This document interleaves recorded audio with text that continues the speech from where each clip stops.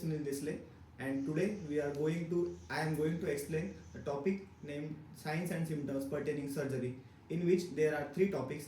So first of one is pain, then cyanosis and clubbing. So first of all, we are going to learn about cyanosis.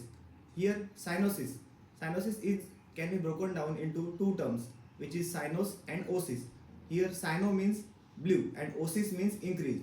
So cyanosis is the increased bluish discoloration of the skin and generally the superficial vessels. So where can we look for the cyanosis? There are specific locations for cyanosis. The first one is nose tip, then tongue, buccal mucosa, fingertip and earlobes. Now we are going to look the examination of cyanosis. There are various causes of cyanosis like deoxyhemoglobin, methemoglobin, sulfhemoglobin or other metals or other drugs. But the major cause of cyanosis is the increased deoxyhemoglobin. When the amount of deoxyhemoglobin is more than 5 gram %, then it is cyanosis. The amount of methemoglobin is more than 1.5 gram %, and the amount of sulfhemoglobin is more than 0.5 gram %. Then there is cyanosis. The major cause is deoxyhemoglobin. So there are two types of cyanosis, which is central and peripheral. So now we are going to look how to differentiate the central and peripheral cyanosis in a patient. The first criteria to differentiate central and peripheral hemoglobin is the location.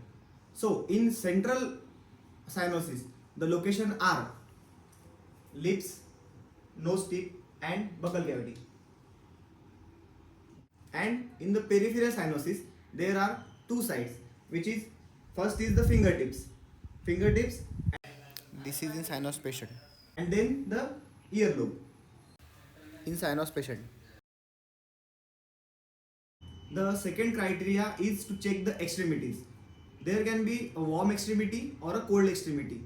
In warm extremity, it is central cyanosis, and in cold extremity, it is peripheral cyanosis. So we should have to check the extremities. So here, check the temperature. So what happens in central cyanosis? There is a warm extremity because when the oxygen is low, the lactate bacteria increases, and which causes the reflex vasodilation, and because of the vasodilation there is warmness in the extremities. And in peripheral cyanosis, it is caused because of the sudden vasoconstriction, so the extremities are cold. The next criteria to differentiate between the central and peripheral cyanosis is application of the heat therapy. So how can we apply the heat therapy? So we have to ask the patient to give us hand, then rub the hand in this manner. So after rubbing the hand, if there is a decrease in the bluish discoloration of the hand after applying the heat therapy, then probably it is a peripheral cyanosis.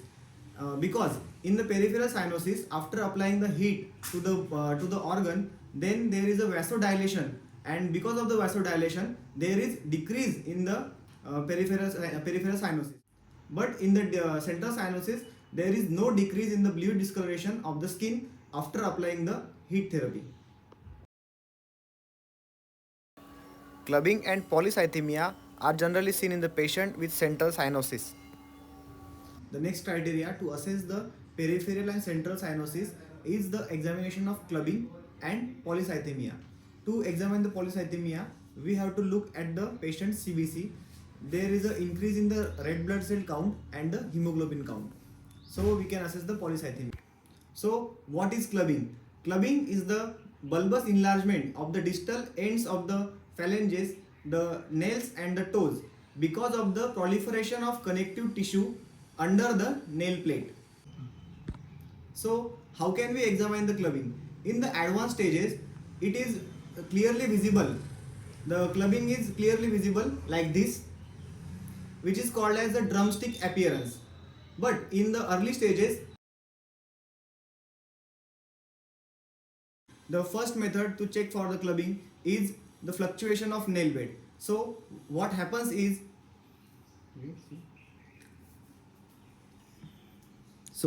when there is a proliferation between the nail and the nail bed, the adhesion between the nail and the nail bed is loosened, and so there is a sideways fluctuation of the nail. So how can we check for this?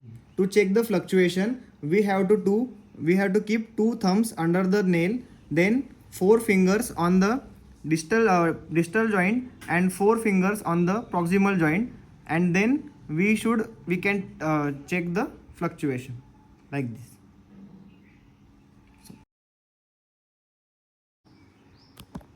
The next method is the Loewe-Bond angle. So generally, the angle between the nail plate and the proximal skin is less than 180, but in clubbing it is 180 or more than 180. If the angle is about 180, it is suggestive of early clubbing. If the angle is 180, it is early clubbing, and if the angle is more than 180, it is late clubbing. So how can we check the Loewe-Bond angle? We have to ask the patient to hold their finger like this, and then in parallel you have to watch the angle.